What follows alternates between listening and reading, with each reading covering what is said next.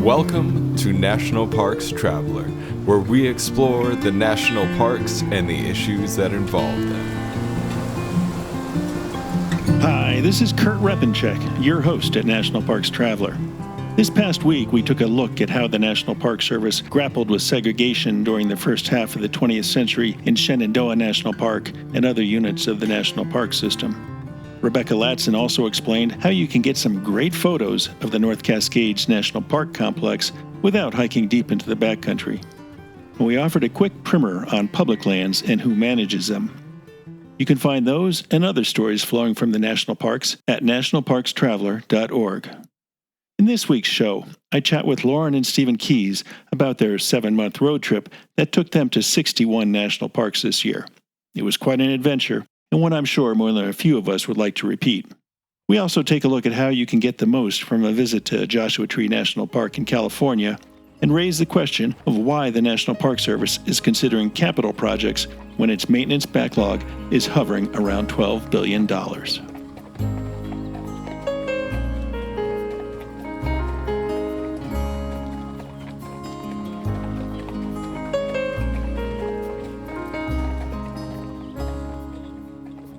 Who wouldn't want to take 7 months off, pack your rig, and map out a road trip that takes you to 61 units of the National Park System?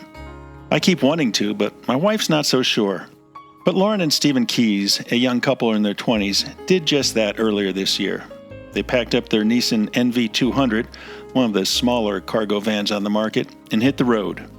Somehow they managed to squeeze a full-size bed in the back, which was probably a good thing to have on their 34,000-mile trek. Adding to the challenge of this epic odyssey was the partial government shutdown earlier this year that they navigated. To find out how they did this, what they enjoyed, what they didn't, and how they managed to afford it, we've invited Lauren and Stephen to join us today. Welcome. Hey, Kurt. Nice to be here. How's everything in Gainesville, Florida this morning? Rainy. But otherwise good.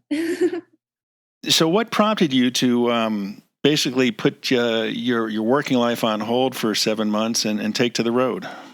I mean, the general idea for this trip was just that in the past, we've been to a few of the national parks, and pretty much every time we've ever been to one, there's been zero disappointment. They're just amazing. And we actually had one more long-term travel experience in the past where we went to Hawaii for 6 months. So we had sort of proven the model where we could make that happen. And we said, hey, why don't we try to see if we could complete the set of all the 61 national parks in one shot? Let's give it a try. And then we started planning from there. I guess there was a lot of pre-planning for this effort. I mean, you have to decide what order of parks you're going to hit, calculate your fuel costs, and figure out how to restock your finances along the way. No? Yeah. So, one of the first things that we did was, try to look at, first of all, where are all the parks on the map and what order would make sense. We knew that we needed to leave in January. And obviously this was before the government shutdown. So we assumed we would just from Florida go straight west along the southern border before kind of zigzagging our way up the western parks into Alaska.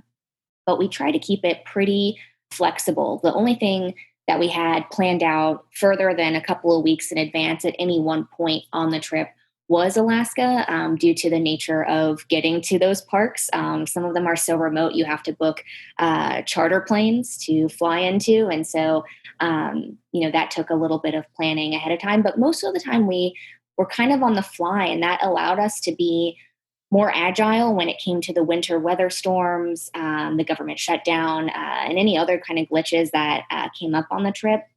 So, we did try to plan a few things out ahead of time. Obviously, we had to get the van, build out the back with the bed, but that didn't take too much time. Literally, the back of the van was a bed on a platform that allowed us to have some storage. In terms of affordability, a big part of it for us was making sure that we had a few different streams of income while we were on the road. One of it, which was renting out our condo here in Gainesville. Why did you decide to leave in January? I actually have a full-time job working for a tutoring company here locally, and our schedule sort of flows with the university's schedule. So basically, I made an agreement with my employer that I'd be gone for exactly 2 semesters, a spring and a summer semester. And we thought it would be realistic to get the whole trip done over that time period and be back for fall. Well, that was very courteous of your employer to let you take that much time away. But obviously, it sounds like you did the smart thing in terms of running across the southwest first, southern tier of the country to get it, while the northern tier was in snow and cold.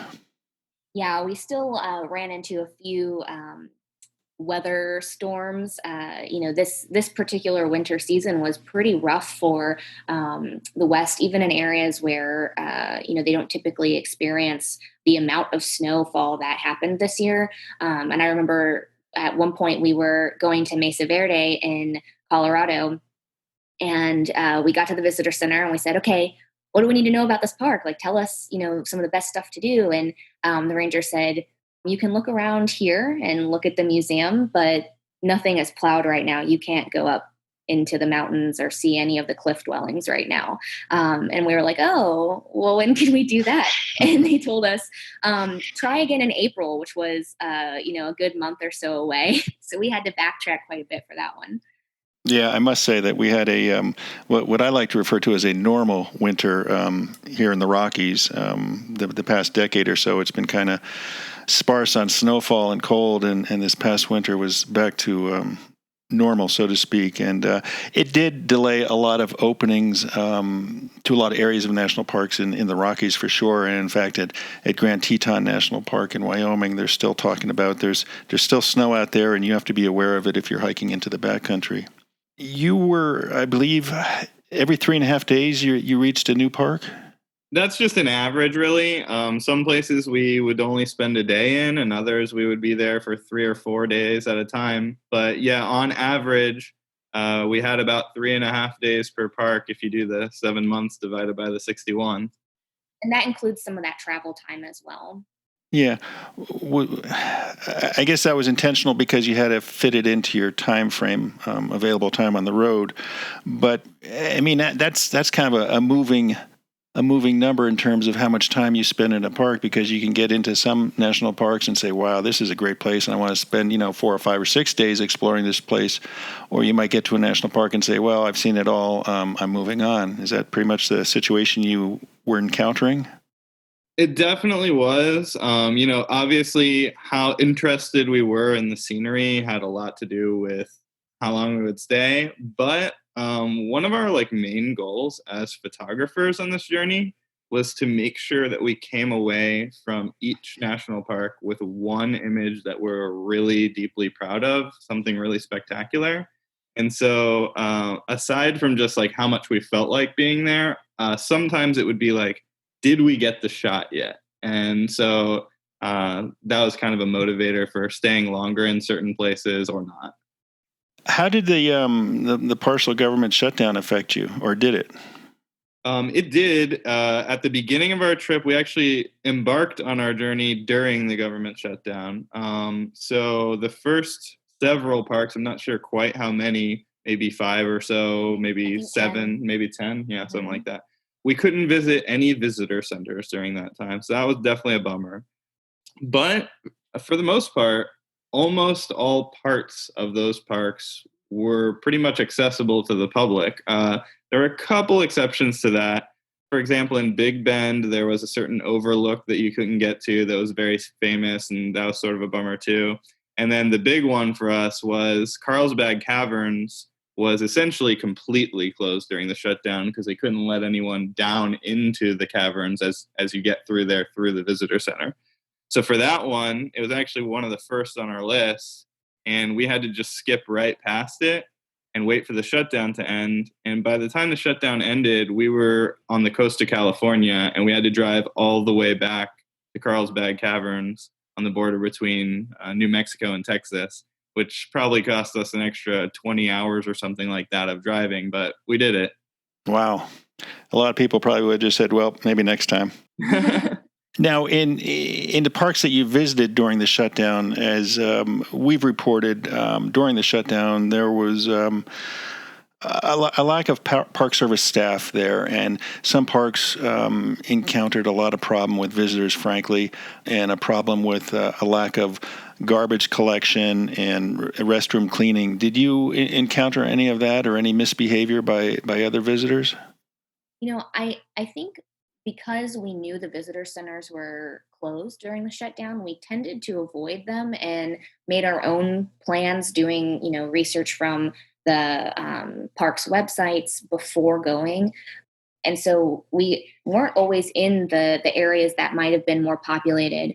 Personally, we didn't see much evidence of trash overflowing, but I do think that was the reason that the overlook in Big Bend was shut down, is that there was so many people going there, and because it was an overlook, it was more remote, and so anything that people left there got left there.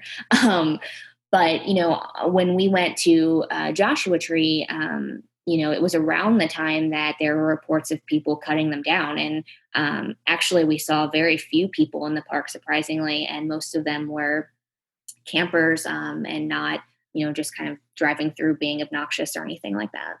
I like to take a pretty optimistic outlook on what we saw. I mean, we didn't witness anyone abusing the parks in any way ourselves. We did read the news stories.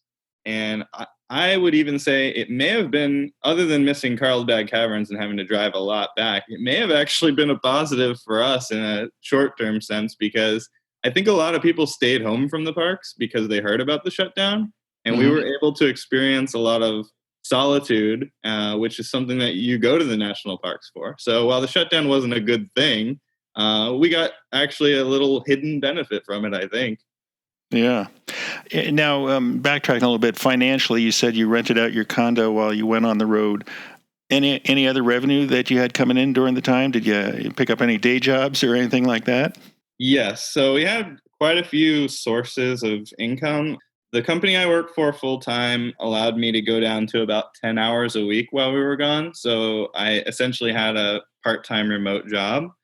Lauren quit her job before we left, but about halfway through the trip, she picked up a freelance gig doing like marketing for a nonprofit organization. We both do photography. Most of our money that we've made from photography in the past has been services like shooting weddings and portraits and stuff like that.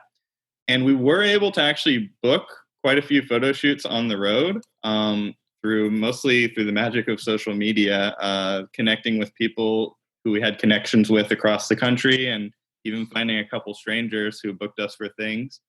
Additionally, we opened up a fine art shop on our photography website to sell our photos from the national parks. So that's fully open now, and we opened that about halfway through the trip too, which is really something we never did during our other photography business before this, but we opened that up on the trip too. And what website is that? You can find our artwork at keysphotography.com/art. Okay. We've been talking today with Lauren and Stephen Keys, a young couple in their 20s who did what many of us would no doubt love to do. They took 7 months off to drive across the national park system, hitting 61 units of the park system along the way. We're going to take a short break, and then we'll be right back. Listener and reader support make National Parks Traveler possible every day of the year. If you enjoy Traveler's content, please consider a donation via nationalparkstraveler.org. The Grand Teton National Park Foundation is a private, nonprofit organization that supports projects that protect and enhance Grand Teton National Park's cultural, historic, and natural resources.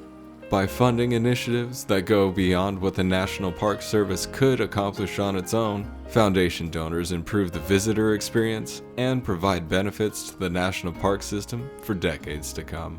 See their successes at www.gtnpf.org. The Blue Ridge Parkway Foundation is the primary nonprofit fundraising partner for the Blue Ridge Parkway.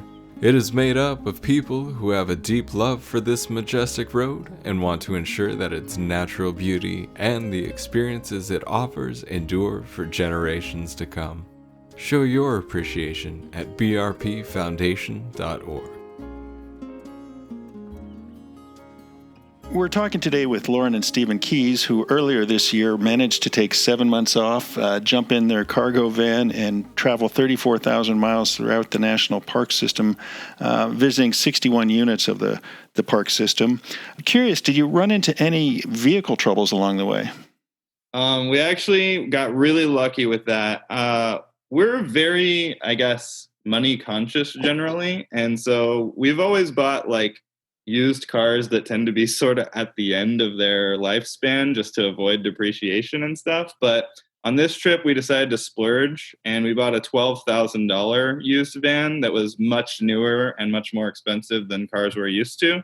And it did pay off. The reason why we did that was so we wouldn't hopefully run into any car trouble. And we really didn't have anything other than we got a crack in our windshield going through Canada. Did you, in your pre-planning stage, come up with a daily budget? Honestly, we didn't really have a specific budget at all. It's sort of tough to explain, but our general thought process on long-term travel is that if it's done carefully, it can come out costing you essentially none of your savings. And that's sort of our goal when we do things like this national parks trip or our previous trip spending 6 months in Hawaii. So the idea for us is set up some savings ahead of time so you have a cushion, so you feel good, like nothing's going to bankrupt you no matter what happens. And then go on the road, set up several streams of income that you feel pretty comfortable with, and try your best to just come home with at least as much money as you set out with. And so we actually just finished up all the calculations of the total cost of this trip and how much we made while we were on the trip. And it turns out that we did just that this time. Without setting a specific budget for ourselves, we wanted to be flexible. We did end up coming home with a total net worth a little higher than what we set out with because of those streams of income and just being sort of conscious about money along the way. We did spend a lot on eating out. Normally, we don't eat out very much when we're at home. We do more cooking. We did have a small camp stove with us, which we did use in the more remote areas and when we were sometimes in the parks camping where that was allowed. But a lot of times it was easier because we were traversing so much. You know, you're in a new city all the time. There's eateries on every corner. It oftentimes was just a lot easier to pick up something, you know, a quick bite on the road. And so we tried to stick to healthier options, but eating out was definitely one of our bigger spending categories. So you set out on a 7-month road trip without specifically saying, all right, we're going to spend $3,000 a month? Yeah, that's correct. The only like pre-calculation we did money-wise was I made a very broad estimate of what the total trip would cost from front to back, assuming kind of like the worst case scenario. Like, what if, you know, more than half the time we couldn't sleep in the van because it was just miserable somehow, and we had to get hotels? Or what if we ate every single meal out, which we almost kind of did, probably 80% of them we did. But we set up sort of a worst case scenario number, and we said, hey, if for some reason we had to spend that amount of money on this trip and our income streams didn't pan out quite as well as we thought, would we be okay? Would we come home from the trip totally regretting it, or would we be financially afloat? And we would be fine if that were the case, mostly thanks to the fact that we are very frugal when we live at home. Our goal in general is to save more than 50% of our income at all times while we're working full time. So we really had a cushion that made us feel comfortable enough to not set a budget. And I think by not setting a budget for a vacation, sometimes you can actually spend less if you're a money conscious type of person, because if you set a specific budget for a vacation, you're almost always going to just find a way to spend that exact amount of money. You can basically spend an unlimited amount of money on vacation. But by just being conscious and thinking of it more as a lifestyle change and that this is regular life for us, I think we stayed money conscious the whole time, and it probably saved us money to not have a budget. But if somebody wanted to duplicate what you've done and go on the road for 6 months or 7 or 8 months, what would you suggest they do in terms of trying to figure out a budget? I mean, obviously, you have to come up with a dollar figure, or at least I know I would want to know what the dollar figure is just to feel comfortable that I'm not going over budget. Absolutely. So we just figured out all the actual numbers of what we spent and posted a blog post in great detail about all the finances. But to give you the super short of like what turned out to be true, to visit all 61 of the national parks in 7 months while mostly sleeping in a van, although we had to get hotels for a good 5 or 6 weeks total out of that. That ended up costing us just short of $37,000 in total. Not a small amount of money. It's not a small amount of money, but there's a couple things that I would add to that maybe would add some encouragement for others to try.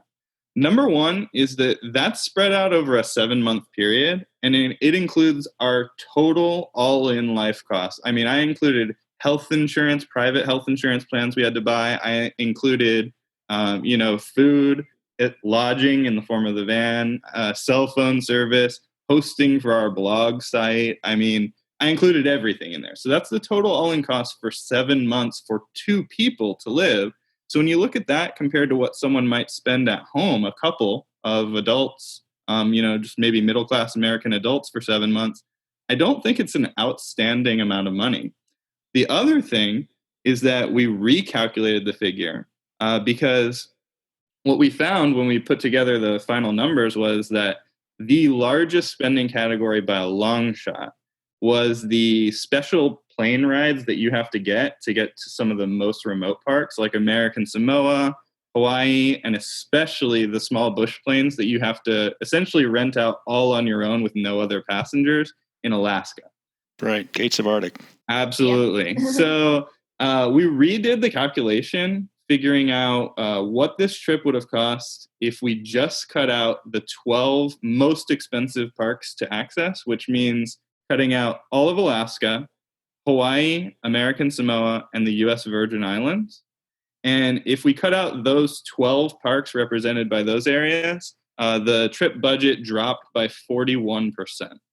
And so, honestly, when you think about that in the scope of the time period, the fact that it's an all-in living cost for 2 people, I think this trip is a lot more affordable than people might give it credit for. And I would really encourage other people to give it a try.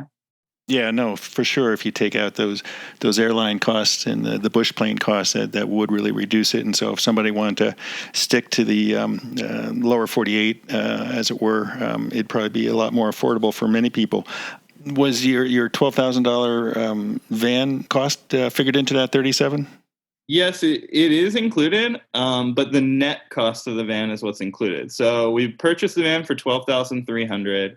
The current market value of the van is somewhere in the vicinity of $8,000, and we are going to sell it very soon.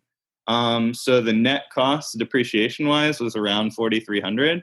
And then there were also some maintenance costs. Like, obviously, we got many, many oil changes, and we had to do some other stuff to the van along the way, although it wasn't too bad. I think the total net cost of ownership of that van over the course of the trip was like $5,000 to $5,500, something like that. Nice. Very nice. Now, favorite parks. I mean, what did you come away with in visiting these parks in terms of what your expectations were and what the realities played out to, and where you would definitely make a trip plan to go back to? Yeah, so there are a few areas where I wish we had more time. The Grand Canyon is a good example of that. We had spent all day. It was earlier in the season, so there was still a good amount of snowpack on the trails. You couldn't go down into the canyon at all, so it was a little bit of a limited experience. And we planned to stay the night in the park, but Stephen got sick and we had to drive back into Flagstaff. So, little things like that happen where because we were also only going to the 61 national park units, we did skip some areas that I think would be worthwhile, like the Greater Glen Canyon area there by the Grand Canyon. And so that's an area that I think would be on our list of definitely wanting to go back and visit. We spent about a month in total visiting all the Alaska parks, and that was well worth it. For us, that experience, because it was summer and the daylight was pretty much constant, we actually found ourselves going to the parks almost in the middle of the night. I think we were at Denali at midnight and hiking, and that was a completely unique experience in that we were the only people there, and you still had complete visibility and beautiful views to yourself. So that was an experience I'll always remember for sure. And you drove your van up to Alaska Correct. and parked it someplace. So it's actually kind of a funny story getting to Alaska.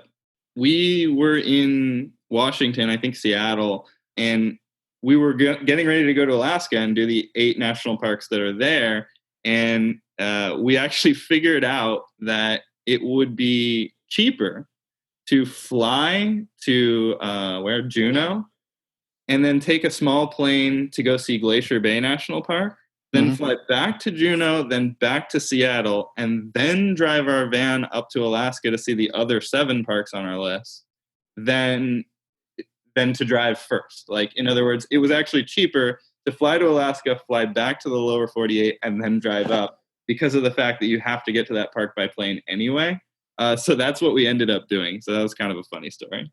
But we did do a lot of driving in Alaska. We drove all the way up through British Columbia, the Alaska Highway through the Yukon, and drove the main roads going to Fairbanks. When we did get to the Arctic and Kobuk Valley, we actually drove up the Dalton quite a bit to get to, they call it an airport, but it's basically an airstrip off the highway that we parked and got picked up and flown into a small village that's off of the road system that then took us into Gate to the Arctic and Kobuk Valley. And so we did that and then came back down. On the way down, we went through Denali, down into Anchorage, and then drove down into Seward and Homer.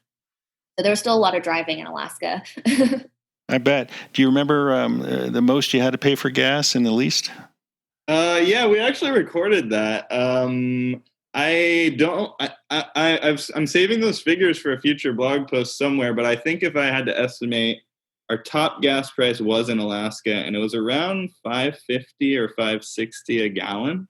And then the lowest gas price, I'm pretty sure, don't quote me on this, was in South Carolina, and it was definitely under $2 a gallon. Suggestions for anyone who wants to try and duplicate your trek? I think the way that we did our van was a really affordable way to go about it. A lot of people get really excited about modifying a van, and Steve and I are both not super handy people. So for us, we wanted it to be kind of cheap and quick and solve the issue of where do we sleep and where do we put our stuff. And so kind of approaching it from that perspective versus making it like a tiny home on wheels, basically, did make quite a bit of difference. For us, we only used our van for sleeping and for driving, and the world was kind of where we did our living. And that, I think, made the trip a little more sustainable in that way. I think if I spent more time in the van, it would kind of drive you a little crazy. But kind of using it for only what we needed to made it more realistic. And so, that van in particular gets really good gas mileage. And that was a huge factor for us as well, given how much driving we were going to be doing. But I think, it was helpful to have someone on the road with you. I don't think I would want to do that extensive of a trip myself. And so I appreciated that, we each had company while we were driving, and, having a creative project that you completed along the way. For us, that was the photography part of it. It really gave us a reason to seek out and do more in each park. Going to a park like Hot Springs or Gateway Arch, where it's not the same kind of experience as you might have in Yosemite or Death Valley, but we still wanted to approach it with that creative perspective, and how do we make this translate as what it is, a unique part of our history. So are you planning your next trip, or are you going to lay low for a while and recover? Right now, our plan is just to sort of stay in Florida, get some work done. I'm going back to my same job full time. And, we really are going to work hard to tell our stories on this blog. Lauren's been doing a ton of work on the blog. And, that's our plan for now. Nothing really big on the horizon yet, but I'm sure there will be something. We have a few ideas, but right now we don't even have our furniture moved into our house yet. So that's kind of first order of business for us, is kind of getting back into the routine we had here. And then I'm sure very quickly we'll figure out the next adventure. We've been visiting today with Lauren and Stephen Keys, who took most of the year off to go on a 34,000-mile trek across the national park system. It sounds like a wonderful adventure, guys. I appreciate your time today with us. For any listeners out there who want to catch up on where they went and how they did it and some of the sites they've seen, check out their website, tripofalifestyle.com. Thanks so much for joining us today, Lauren and Steve. Thank you. Thanks so much.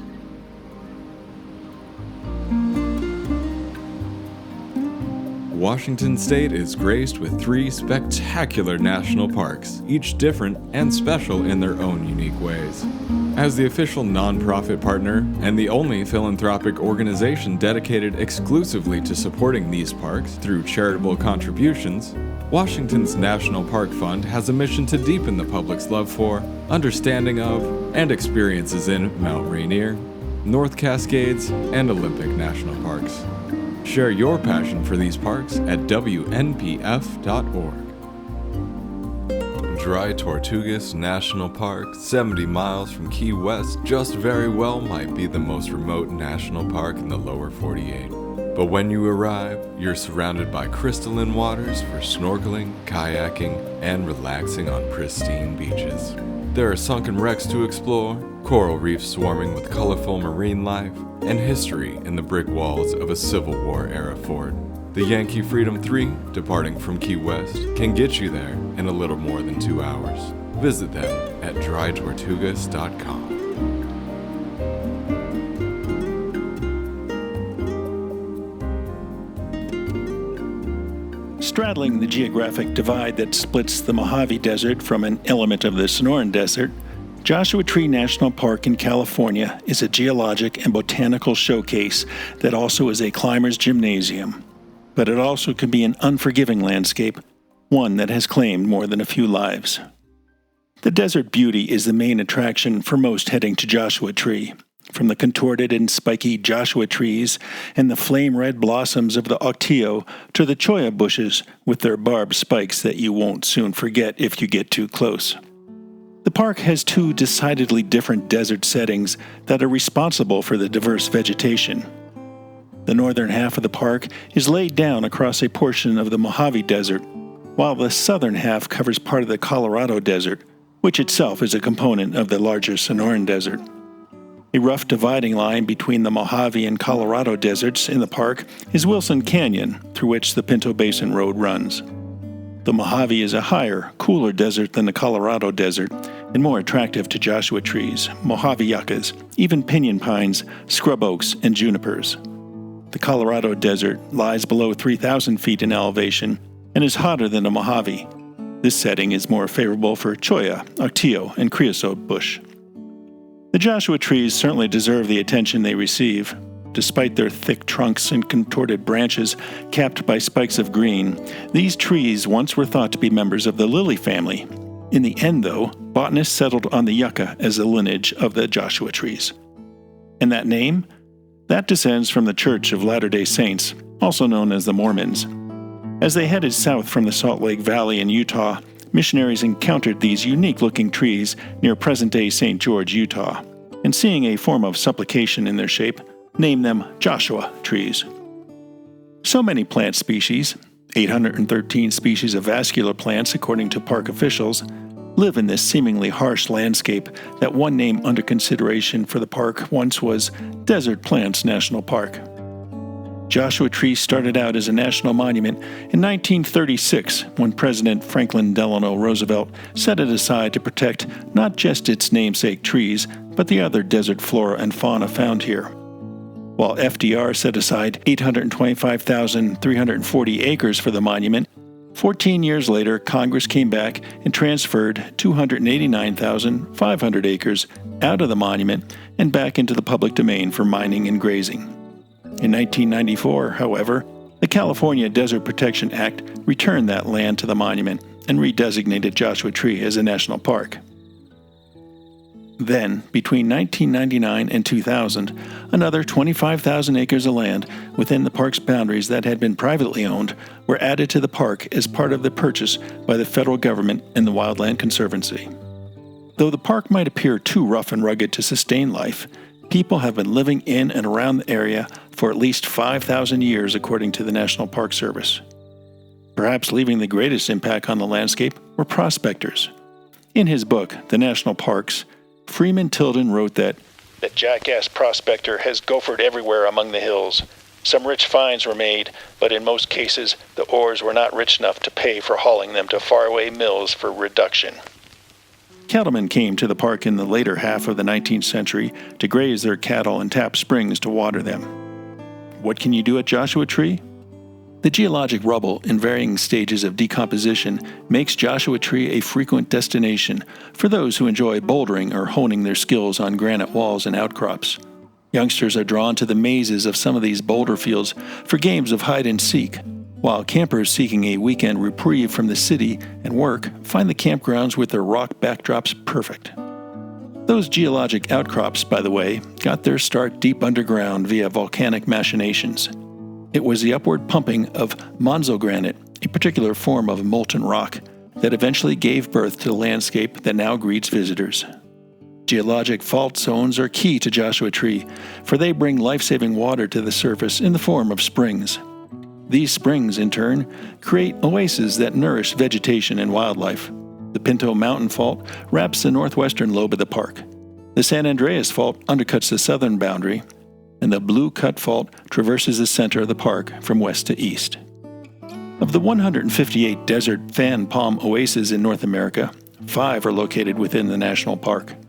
Among the most notable oases at Joshua Tree is the 49 Palms Oasis. Another is the Oasis of Mara at the Visitor Center in 29 Palms that marks the Pinto Mountain Fault. Bighorn sheep, Gambel's quail, and coyotes are among the wildlife drawn to these oases. Joshua Tree is also a great destination for birders any time of the year. Depending on the season, you might see roadrunners, mockingbirds, a variety of wren species, raptors such as kestrels and red-tailed hawks, dark-eyed juncos, orioles, bluebirds, and even robins. There are 8 front country campgrounds, 9 when you consider the Sheep Pass group campground in Joshua Tree National Park. That might not seem like many for a park of nearly 800,000 acres, but combined, they offer nearly 500 campsites. Just one campground, Cottonwood, is in the southern section of the park. All the rest, White Tank, Bell, Jumbo Rocks, Ryan, Sheep Pass, Hidden Valley, Indian Cove, and Black Rock, are somewhat squeezed into the northern half above Wilson Canyon. Campfires are indeed nice, but all vegetation in the park is protected. As a result, if you want to relax before a flickering campfire at day's end, you need to bring your own wood to burn. Hiking amid the oddly shaped Joshua trees, past clusters of cacti, and through mazes of rock rewards with both wonders right in front of your eyes, as well as gorgeous far-off vistas. But you need to be prepared for wandering in this desertscape.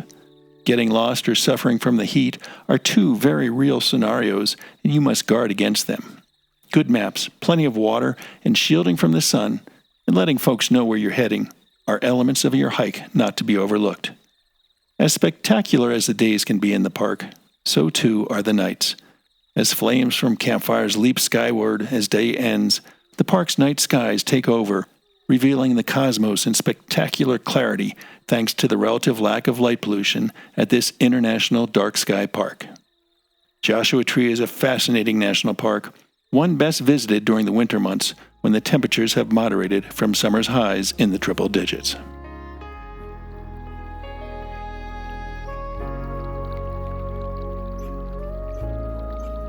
Acadia National Park is one of the 10 most popular national parks in the United States.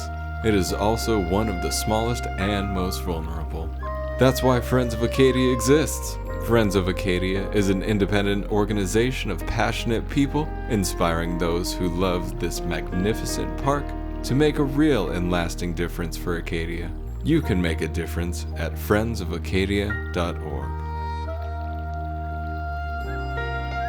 The North Cascades Institute has a large portfolio.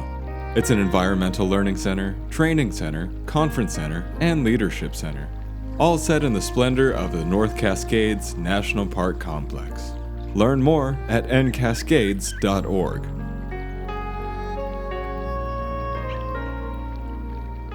And now, a commentary.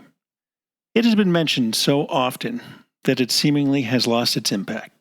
The National Park Service is roughly $12 billion behind in maintaining its infrastructure. And maybe numbness to that staggering backlog is why Park Service planners are continuing to plan capital projects. Of course, it's really not the Park Service's fault. The agency is mandated to preserve the incredible places throughout the national park system and their resources, and to provide for recreation and interpretation for visitors. And with the recent years' trend of increasing visitation, there are demands and needs to build anew. Still, doesn't it give anyone pause that the Park Service is more than likely looking to spend tens of millions of dollars, and possibly much, much more, on new projects while that $12 billion maintenance backlog continues to dangle overhead and possibly grow larger? Most recently, the Park Service spent about $6 million to build a bridge over the Brooks River at Katmai National Park and Preserve in Alaska. That spendy decision went against a previous decision to move all human facilities from the north side of the river over to the south side. Ray Bain was superintendent of Katmai at the time the relocation was proposed. He said the relocation was, quote, in keeping with findings and recommendations of research carried out by wildlife biologists of the Katmai General Management Plan and fundamental resource management standards of the National Park Service, unquote. In light of Katmai's maintenance backlog of about $10 million, might a more prudent capital decision have been made, one that followed the park's general management plan and the biologist's recommendations, and at the same time reduce the park's own maintenance backlog? Look out across the national park system, and among the projects currently being considered or recently approved include the relocation of headquarters of Chesapeake and Ohio Canal National Historical Park, along with a new visitor center in Maryland, the redevelopment of the United States Park Police horse stables on the National Mall in Washington, D.C., the expansion of the Trails Network at Prince William Forest Park in Virginia, and, most recently, the beginning of public discussion of an upgrade for the Kantishna and Wonder Lake areas of Denali National Park. That's just a small sampling of the project planning that goes on throughout the national park system.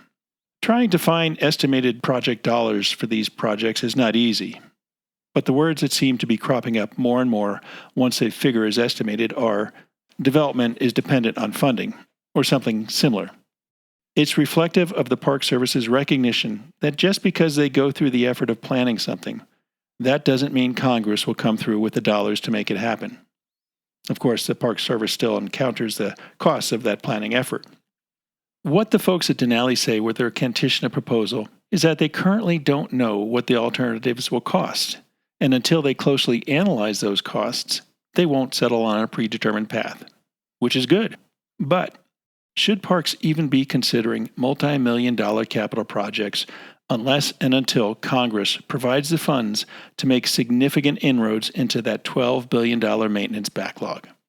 There is legislation pending in Congress to provide $6.5 billion over 5 years to help chew away at that big number. But similar legislation died in the last Congress, and there's no guarantee this measure will reach the president's desk. Paul Anderson is a retired veteran of more than 4 decades with the National Park Service, including 11 years as Denali superintendent. As he and I discussed the Kantishna project, he told me Park Service officials need to seriously weigh new projects against their maintenance backlog and inadequate annual funding. At Denali, by the way, its backlog number is nearly $52 million. Anderson went on to tell me that the Park Service is always good at building infrastructure. The problem, he added, is that once we're done with a capital project, we don't have the money to take care of it. And that's where the maintenance backlog comes from.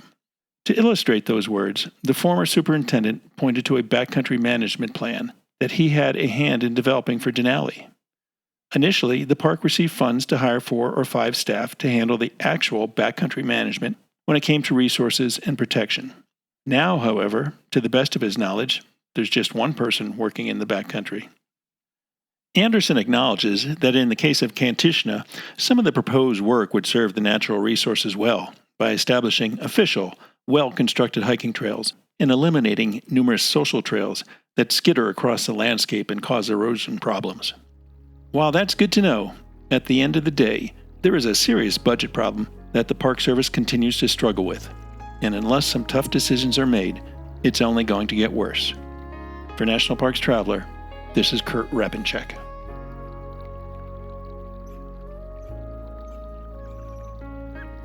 The composers and musicians at Orange Tree Productions have created a unique collection known as the National Park Series that has grown to include more than 30 CD titles. Composed against the backdrop of a park's sounds of nature, these musical scores will connect you with these beautiful places and take you there, at least in your mind. This collection is the #1 selling National Park audio series in the world and provides the background music for National Parks Travelers podcast. Visit them at orangetreeproductions.com.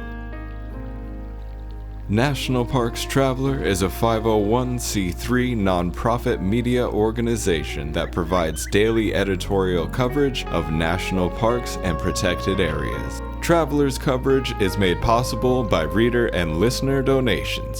Visit us at nationalparkstraveler.org.